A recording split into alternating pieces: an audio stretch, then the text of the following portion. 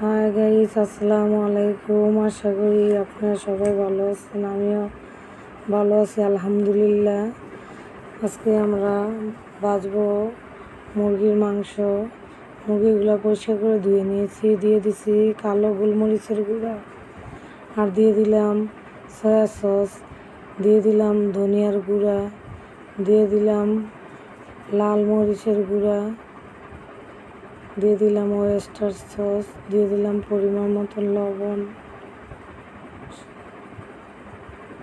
Oyster sauce দিয়ে দিয়েছি। এবার দিয়ে দিলাম একটুখানি টেস্টি লবণ, দিয়ে এগুলো আদা রসুন বাটা একসাথে এগুলো হাত দিয়ে ভালোভাবে মাংসের গায়ে মাখানো হচ্ছে। একে একে ভালোভাবে মিক্স করে নিয়েছি। ভালোভাবে শুকে মাংসের গায়ে যদি চিকেনগুলো যদি না লাগে, যেহেতু এগুলো ফার্মের চিকেন, না একটু ভালো লাগবে না।